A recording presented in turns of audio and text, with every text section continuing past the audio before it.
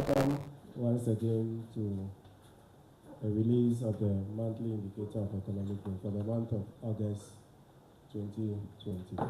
We thank you for your presence. And to do the presentation is the government statistician, Dr. Alasa Idrisu, heavily supported by his deputy, Mr. Omar Seidu. We have the Director for Census and Surveys, Data Science and Research. And we also have in our presence our colleagues from the Bank of Ghana. We are all invited, and Dr. Alasa, please, the floor is yours. Thank you very much, Francis. And good morning once again to all of you, ladies and gentlemen, members of the media. Thank you so much for joining us once again for one of our new releases, which is what we refer to as the monthly indicator of economic growth. And I'm very pleased today to present the latest update on this indicator, that's for the month of August 2025, to you. In fact, this is the second early reading of economic activity for the third quarter of 2025.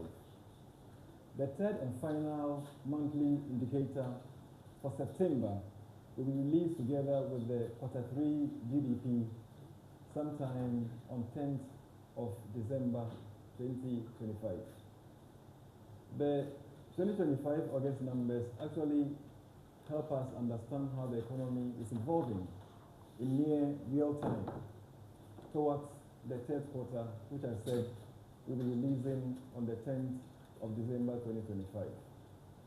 For the numbers give us early signals, particularly to policymakers, to businesses, to investors, to the civil society, institutions, and also to households about the direction of economic activities even ahead of what happens in the quarter. So let's walk through what the data is telling us, including the updated figures for July and also the provisional figures for August. So the roadmap for today will be as follows. First, I will explain what the Mieg is and how to interpret it in the broader context of Ghana's economic statistics. Second, I will walk you through the release schedule and also our revision policy. Third, I'll present the revised July 2025 numbers and explain why the figures changed. And fourth, I will introduce the provisional August 2025 results for the overall economy and also for our three major sectors, namely agriculture, industry, and services. And finally, I will conclude with some key insights and the supporting documents that will accompany this release. So ladies and gentlemen, let's jump straight into what is the monthly indicator of economic growth. It is a high frequency measure that tracks monthly changes in economic activity. So while our GDP is published on quarterly basis and also on annual basis, we have this very important indicator we introduced, which is tracking economic activities on monthly basis. And this indicator is actually giving us an earlier view of how the economy is behaving, or the direction of the economy, even ahead of the quarterly release that we do. Previously, we just released the quarterly GDP to you, and also the annual. But what this indicator does is that it's able to give you monthly economic performance even ahead of the quarter. So it's really adding value to the information that we require to make certain decisions on the economy. We publish it as an index covering the total economy and the three broad sectors. And here I'm talking about agri, industry, and then services. The Mieg is actually built on international standards. And here I'm specifically talking about the United Nations system of national accounts, what we refer to as SNA 2008. And this ensures consistency and comparability with our national accounts. And also, if some other countries then decides to adapt what Ghana is doing, because not many countries have done this. So if you have other countries then joining to do it, and also if they follow the SMA standards, then it means that we can compare. There can be comparability across countries. So because it uses many of the same data sources as the quarterly GDP, the Mieg is actually well aligned with the broader GDP trends and serves as a reliable early signal of upcoming quarterly performance. And our commitment is to continue strengthening the collaboration with our data providers whom we go to every month, so we can reduce the release lag, in fact, and also improve the coverage as well as enhance the accuracy of this particular important indicator. Ladies and gentlemen, before we announce the July figures, I think it's extremely important that we take a moment to understand how to interpret the monthly indicator of economic growth. It's very important. In fact, the Mieg, as I said, is an early indicator. It is not a replacement for the quarterly GDP. It doesn't replace it at all. It uses the first available information that we have on monthly basis. And usually, the first available information, as we all know, is less detailed and less comprehensive than what goes into the GDP on quarterly basis or on annual basis. So we need to understand that context. In fact, this has three main implications. The first one is that the Mieg should be interpreted with caution because the data sets are smaller and will be revised as more information becomes available. The second thing we need to note when we are interpreting the Mieg is that monthly data is naturally more volatile. So if you're looking at volatilities, you see more volatility within a month than between quarters, and all that. So we need to take note of that. So you may see sharper movements from one month to the next, even when the broader quarter trend is stable. And finally, we also have to note that because the series is still very young, we just started this publication the last one was in October, right? For July. So yeah, it's very, very young. Because the series is young, we cannot seasonally adjust yet. We want to get some more data, and then we can do seasonal adjustments. So because of that, when we are doing comparison, we compare each month with the same month in the previous year. So usually, when we release our GDP, whether we are dealing with quarterly, when we are dealing, particularly when we are dealing with quarterly, we're able to do the seasonalized GDP numbers and can compare quarter one and quarter two because they are deseasonalized. But because we haven't deseasonalized the Mieg, we are not able to do like month to month comparison. So to address that, it's okay to then do the same month for this year compared to same month last year. Okay, so we'll be able to do that. Now, I must say that the index works very much like the consumer price index. What does that mean? So an index value of 100 is assigned to the index in the base year. And we know the base year is what? 2023. So 100, that's the index value. Now, that base year, or the reference year 2023, with an index of 100, let's assume that for a particular period, an index is below the 100. What does that mean? It means lower economic activities compared to the base year. If in a particular period the index is above the 100, it means more vibrant what? Economic activities compared to the base year. So this simplifies the interpretation. You can actually quickly see whether the activity is rising or is falling when you pick the index and then you compare it to the base year value of what? 100. But in that case, you are then relating it to what obtained in what? 2023. Now, ladies and gentlemen, let's look at the release schedule. We'll jump into the numbers very soon, but I think it's important for us to understand the release schedule.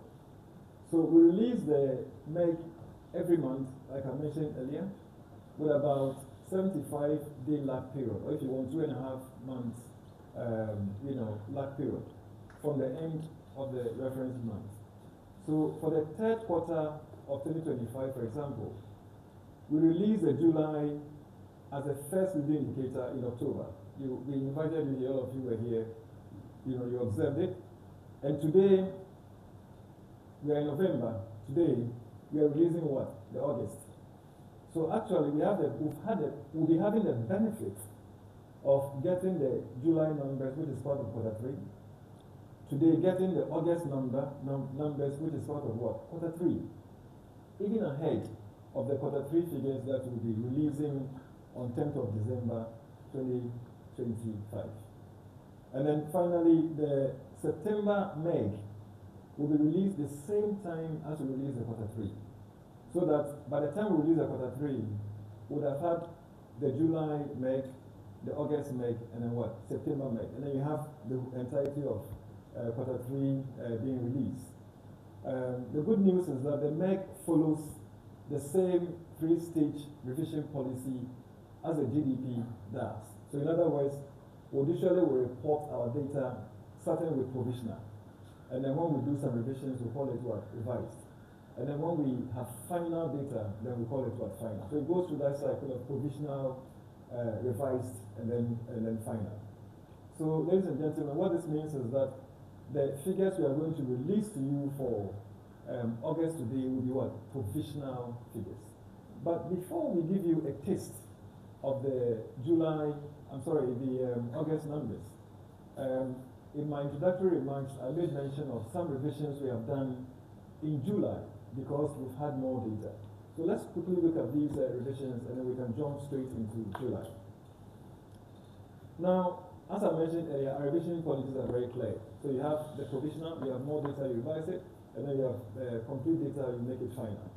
Now the July 2025 Mieg, remember, registered a growth rate of 4.5% when we presented it in October.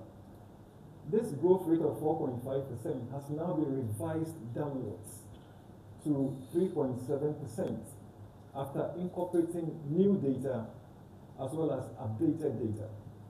The biggest change actually came from the industry sector. So updated information from the Minerals Commission showed lower than earlier reported gold production. As a result, industry moved from a marginal 0.1% expansion when we first reported in October to now a contraction of 3.1%. Ladies and gentlemen, agricultural growth, or the growth in the agricultural sector, remained unchanged at 8%.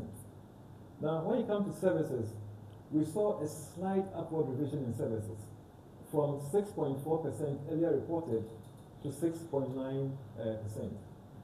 New business turnover data from the Ghana Revenue Authority pushed services growth upwards by the 0.5 percentage points that we are seeing. That's from 6.4 to 6.9%. In short, these updates we have seen or have just reported on reflect new data on mining and quarrying, on manufacturing, on trade, accommodation and food services, and on transportation. They also show why revisions are very essential, as I mentioned earlier. As better data becomes available, we update the figures to reflect reality as accurately as possible, and that is what we have just seen. Now, ladies and gentlemen, let's jump straight into the August results. What are the numbers telling us from the August data? The monthly indicator of economic growth index for August 2025 stands at 108.0 compared with 102.7 in August last year. This translates into a year-on-year growth of 5.1%. This means that economic activities expanded by 5.1% in August 2025 relative to August 2024. The agriculture sector expanded by 7.4%. The industry sector contracted by 1.8%. and the services sector recorded the strongest growth at 9.6%. Ladies and gentlemen, several activities actually boosted the overall growth that we are seeing.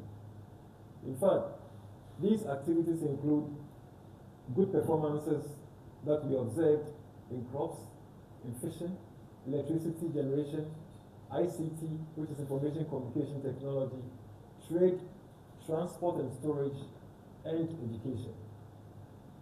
At the same time, reduced petroleum output, lower manufacturing activity, and declines in accommodation and food services and health and social care actually weighed down on growth.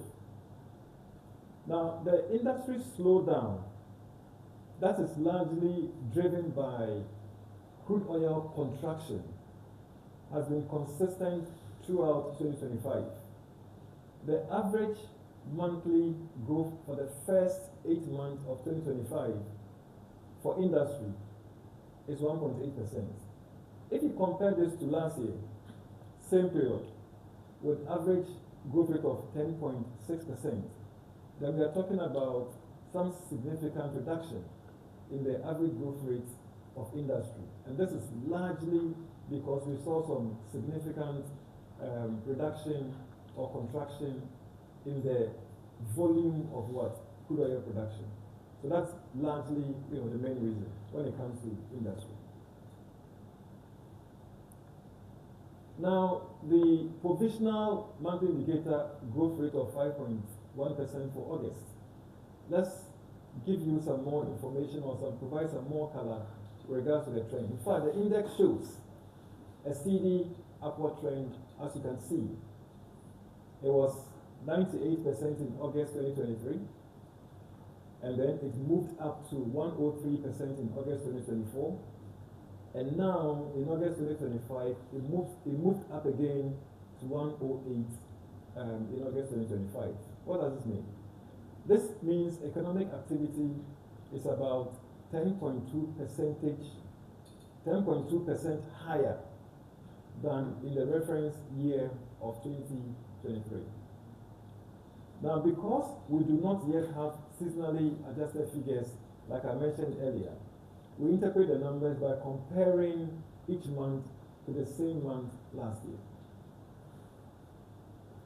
So, seasonally patterns especially peaks in October and November, and also December, due to crop cycles and higher service use, will become clearer as the series grows and eventually becomes seasonally adjusted.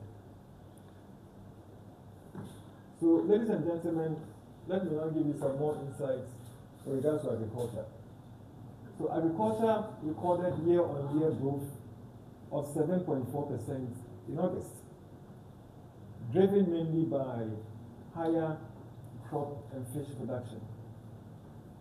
Now, this 7.4% we observed is more than the tripling, in fact, of the 2.3% recorded in August 2024, reinforcing the growing weight of agriculture in the economy.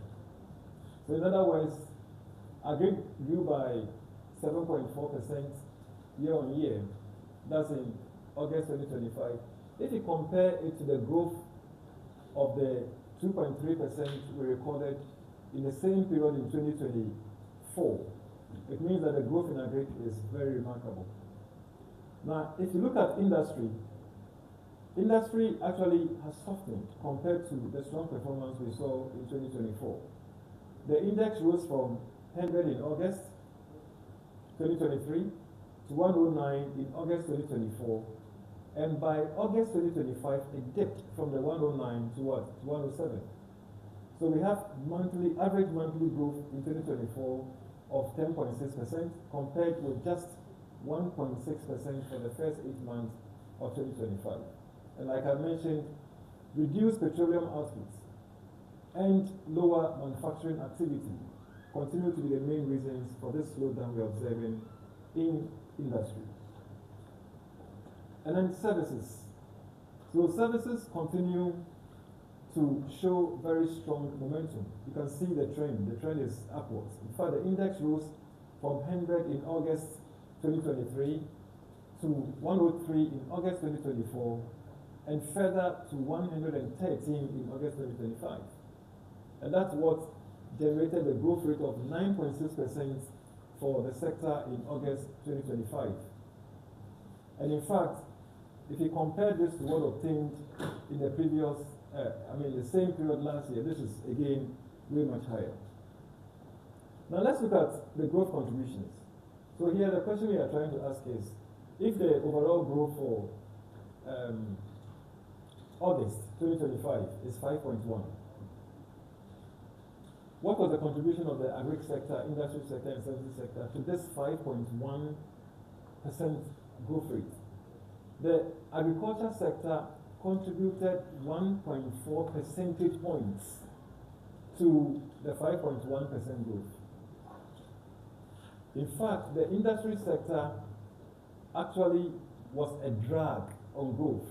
So in other words, it dragged growth backwards by 0.6 percentage points out of the 5.1% growth that we saw in August 2025. Services contributed the most to the growth rate of 5.1%, and services alone contributed 4.1 percentage points to the growth rate of 5.1%. And of course, net indirect taxes, which comprises taxes and subsidies, also contributed 0.3 percentage points to the growth. So ladies and gentlemen, in conclusion, I would like to highlight some key messages. The July monthly indicator of economic growth has been revised to 3.7% due to updated data, mainly in industry-related activities. Let's recall that originally it was 4.5%, but we revised it downwards to 3.7%. The provisional growth rate for August is 5.1%, higher than the 4.9% recorded in August 2024.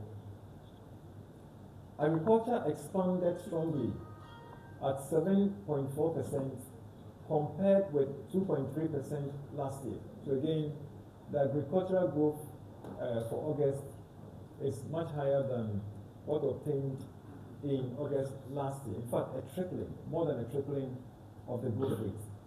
And then industry contracted by 1.8%, following the revised July contraction of 3.1%, down from an expansion of 9.1% recorded in August 2024. And then we come to services, and we see that the services sector grew by 9.6%, up from 2.6% in August last year. These results show continued resilience in agriculture and services, but also immediately points to a need to monitor development in petroleum and manufacturing.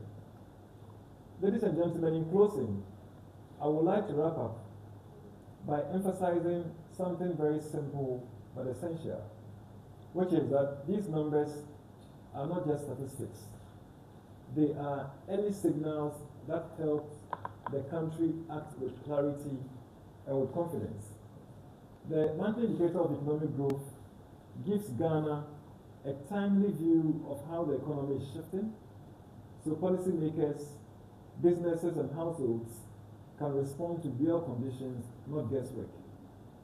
The Ghana Statistical Service remains fully committed to delivering timely, accurate, and relevant data for evidence-based decision-making. We'll keep improving our systems. We'll keep strengthening our partnership with key stakeholders, and we'll keep expanding access to high-quality information so that every household, from government to the smallest household, can make informed choices that advances our collective development. Ladies and gentlemen, we have a number of supporting documents to help you understand better the release we have provided to you with regards to August 2025 monthly indicator of economic activities. And so you would find on our website the MIEG, or the monthly indicator of economic activity, the technical manual. You would also find a user guide. We have a newsletter that we would also put on our website. And then this presentation that we just went through would also be uploaded onto the website. Let me take this opportunity to thank the hardworking staff of the Ghana Statistical Service, and also the institutions that provided data to us, who all of those made this work very, very possible. Thank you very much. And I also want to thank the media for responding to our call every time we call on them, even at very short notice. So we thank you so much.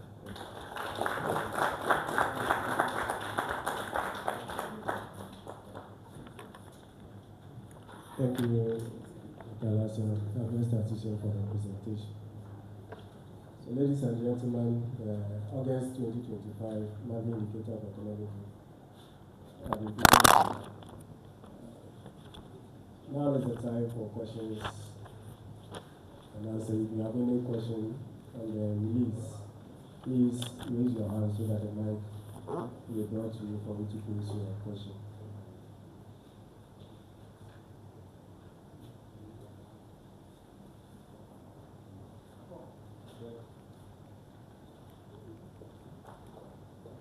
Any question? Those online too can post their questions on the chat box and we'll respond to them accordingly.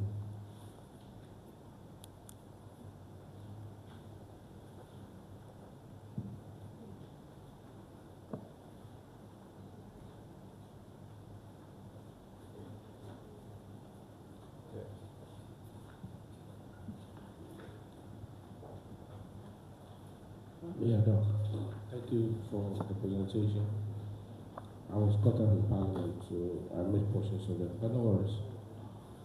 So, this also technically my first encounter on a platform like this, with this release. Okay. So, do we have what we do for this? Do we have from January to date? So that I can do some extrapolation that January, the month of January, February, March, and August indicator is 5.1, and you gave us that of July. Do I have for the rest of the months? That is first question one. Yeah. On the face value of it, it seems as though I can only do a summary or an average of what you are saying, and it gives you an indication of how the total annual GDP is also looking like. Is that the case? Because your second quarter GDP is what we've given us. That was 6.3. Right. So if I have July and August, if I get September, I can extrapolate what the third quarter GDP is going to look like. If you give it next month, if you give that in September, does that mean that? And where does GNI, National Gross Products, or also fall in the scheme of things here? When we talk about GDP, primarily it involves even foreign interest and what have you in investments. But I'm looking at where we can do our own gross national, our domestic, yes, exclusive. Okay. Ghana. Thank you. All right, that's good. So we'll take some more questions and then we'll respond.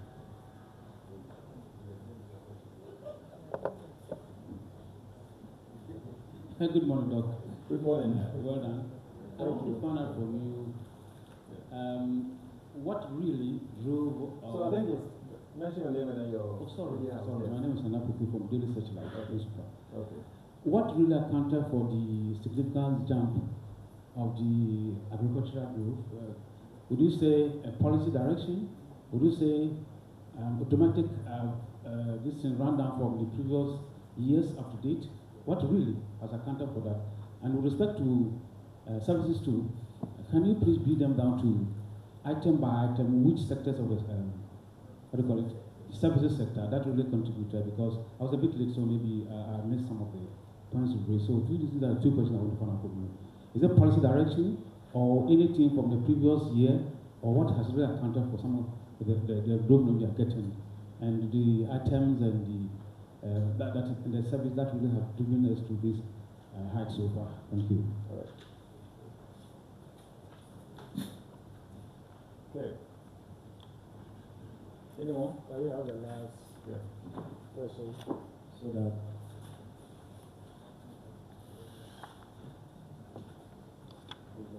Yes. Okay, last question.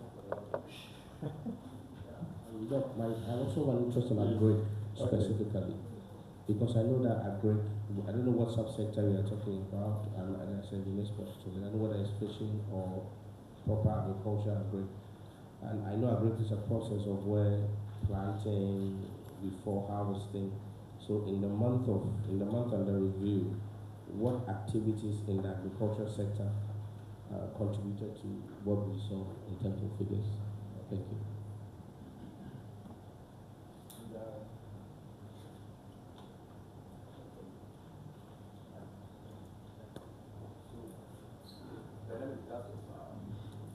News Agency. Yes, that's it.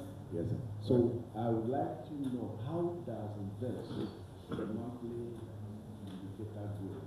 How does it feed into the quarterly, GDP and then the annual? Thank you. Okay.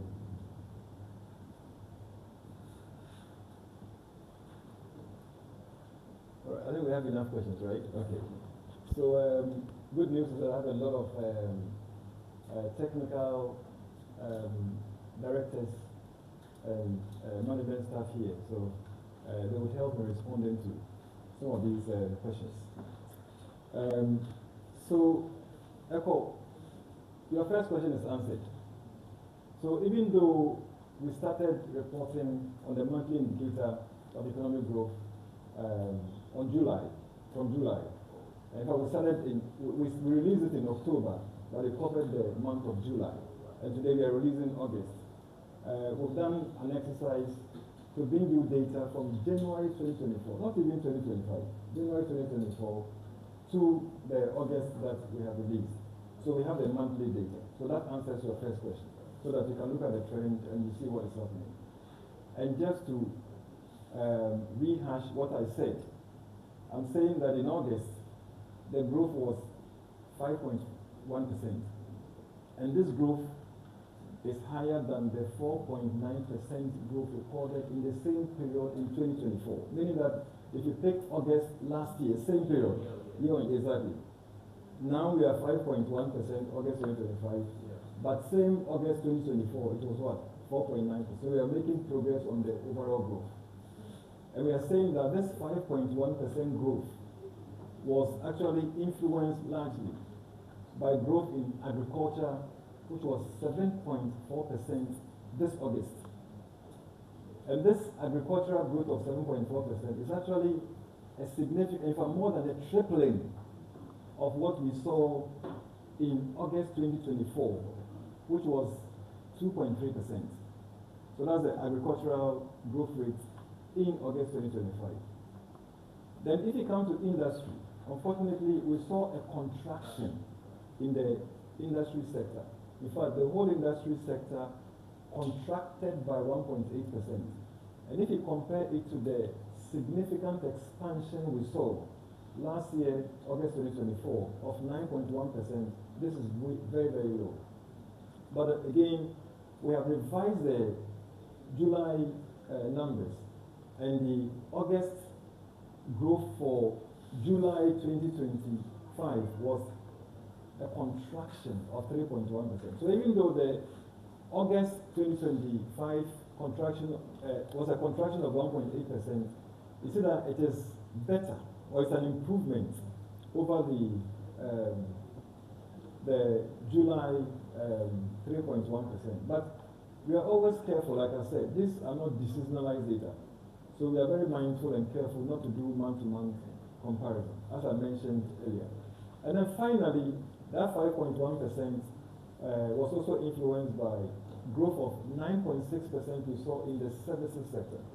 And that's an improvement of the growth in the same period last year of 2.6%. So basically, this is the results, the latest results we have. And we're able to break it down month by month. So that's the first question. Your second question. So your question was, now that we have July, and then we have August, your question is, if we release September, will the July, August, and September reconcile with the quarter 3 figures that you have? And the answer is yes. That's the whole essence. So in other words, you would have waited until we release to you the quarter 3 in December. So you wouldn't have had the benefit of seeing July numbers. You wouldn't have had the benefit of seeing what? August numbers. What this does, what the Mieg does, is to give us that early indicator information so that we say, well, even ahead of the quarter 3 figures that are coming, what's happening in July? What's happening in August? And that's what we've been able to tell you. And that's a very powerful improvement. Very, very powerful improvement. But we are quick to add, I must say, we are very quick to add that we need to be very cautious when we are interpreting these numbers. Because, you see, when you improve frequency of a statistic like this, something must give. Something must give. Now, the monthly data, we use the first available data that comes to us. So that is not complete. So you don't get full data. But we won't say that because it's not complete, we are not going to churn out a statistic. You understand that? So the data is not fully complete, but we are using it. So that's one of the caution you must exercise when you are interpreting this data. Then number 2, even when the data is there and is given to you, they are very preliminary on monthly basis because the institution keeps what? Revising. But again, we don't say that because it is like that, we won't give monthly. So we need all of you to interpret this within that context. And to know that as and when we get updated data, as and when we get new data, we will revise these numbers and tell you what the numbers are. It was within that context that we got new data for July, and then we got updated data for July that revised July Mieg. That was from the earlier 4.5 to what? 3.7. So it's within that context. So let's understand it that way. On December 10th, when we are releasing the quarter 3, we would have also gotten some more data, maybe improved data and more complete data. If we do, and the new data we have suggests that we have to go back and revise even July, we'll do that. If you have to revise August, we have to do that. And then we'll then be able to put all together, and then we'll be able to report what? Quarter 3. So to answer your second question, the July, the August, and the September numbers will report in quarter 3 will be consistent with the quarter 3 growth numbers. So that's the second question. The third question, I mean, you're asking, this is an index that's tracking economic activities in the country, whether we are doing well or we are backtracking, and all that. And basically it's on GDP.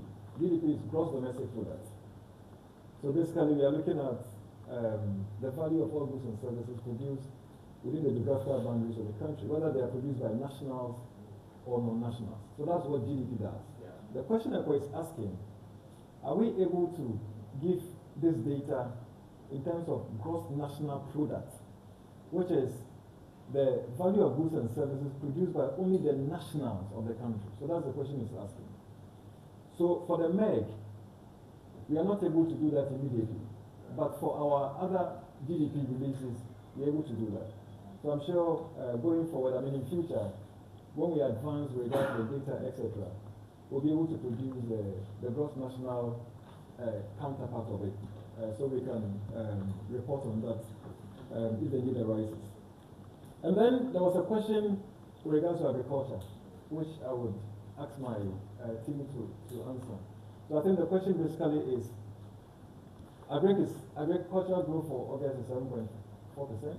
If you compare it to last year's same period, that's a significant improvement, in fact more than a tripling. So the question is it due to policy, or is it due to trends, or I think the other one, is it due to previous year's performance, etc.?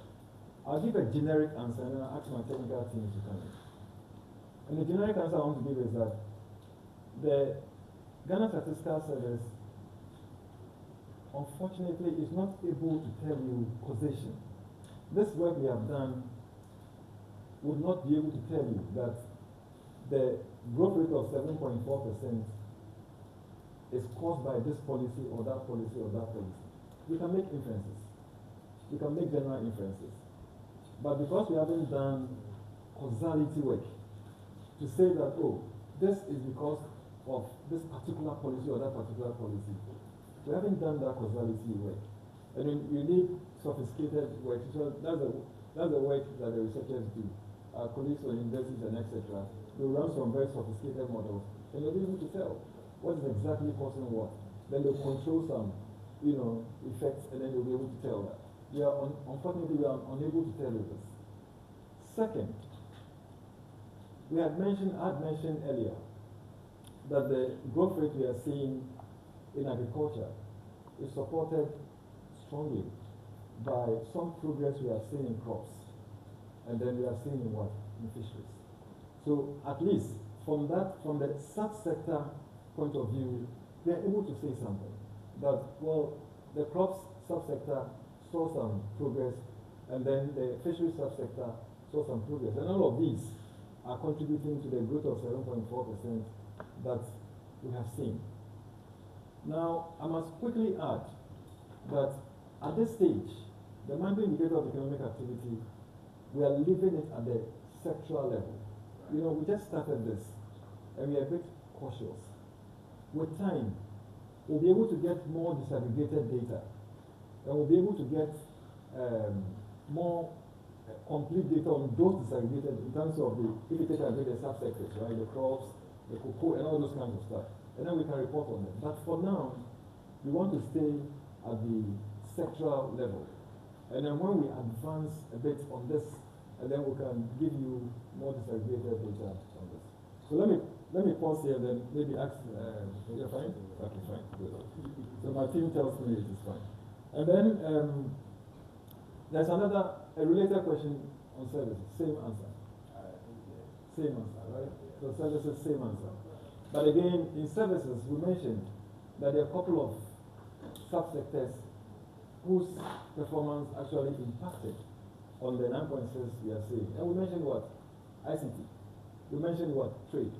So these helped to actually grow the services sector's growth rates that we've seen. And then, somebody asked about break. I think I've explained that. And then there's another question. How does it move from monthly to quarterly? I think I've answered that as well. Yeah, so that is the answer. So I think I've answered all the questions, right? Yeah. I realized that you do revision. Yeah.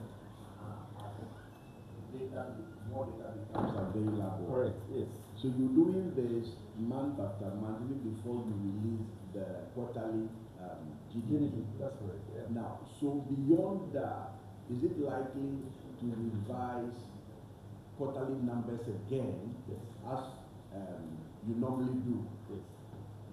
Yes. So the straightforward answer is yes. In fact, even annual numbers will revise.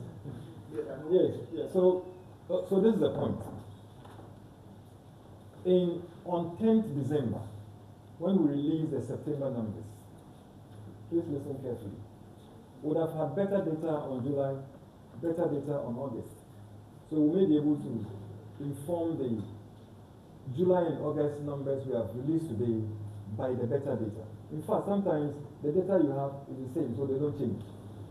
But remember that we would have had just September data with no opportunity to have better data on September. But the September data would enter into quarter 3 nonetheless. So we'll give you a quarter 3 number. That is July, that is August, and that is what September. And September wouldn't have had the benefit of what? New data. Exactly.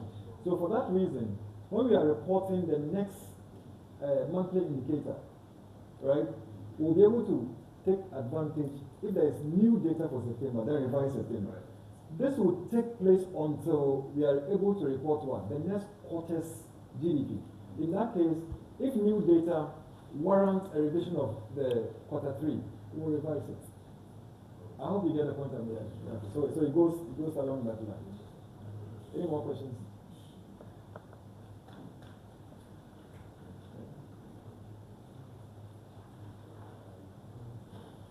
Any question online? Okay. Okay. So we thank you for your questions. Thank you, Dr. Statistician, for the presentation. So, as he said, and as we've seen the revision, statistically it's not so much, so at least we are very confident that even though we do revision, we will go off board and estimates can be used for its proper usage. So thank you for your attendance. Next 3rd December, we will be inviting you for the CPI. Then on the 10th, as was indicated, we will release Quarter 3 of 2025 and the Mieg of September. Then there will be other releases in December. The producer price, prime building cost index will be released, and also the quarterly labor force statistics will be released in December. So please stay with us and you'll be receiving the invitation. Thank you once again for coming. Okay. Francis, I think I've just been reminded that we have some publications that will be released on 25th of this month, right? 25th. Tuesday, exactly. We've done some work based on the 2021 Housing and Population Census. Very beautiful works that we have done, which will be released on the 25th, Tuesday, right, of this month. So we want to take this opportunity to invite you to attend. And please let me take this opportunity to also introduce to you our new Deputy Government Statistician. I should have done that in the beginning, who is in the person of Alaji Omar Seidu. So Alaji Omar Seidu is a very seasoned statistician. He's been with the Ghana Statistical Service all this while. Very experienced person, yes. Very, you will know him very soon. very astute, astute, statistician. And he would have the honor to launch those reports on 25th. So you see more of him on 25th. So let me take this opportunity to invite all of you to that program. Thank you very much.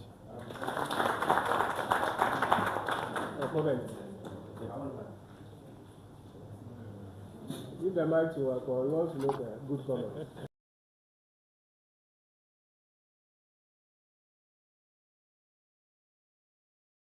No, I commend you and your team for these releases. I'm happy you are making data very good on the front burners. Everything now we are entering into the data world.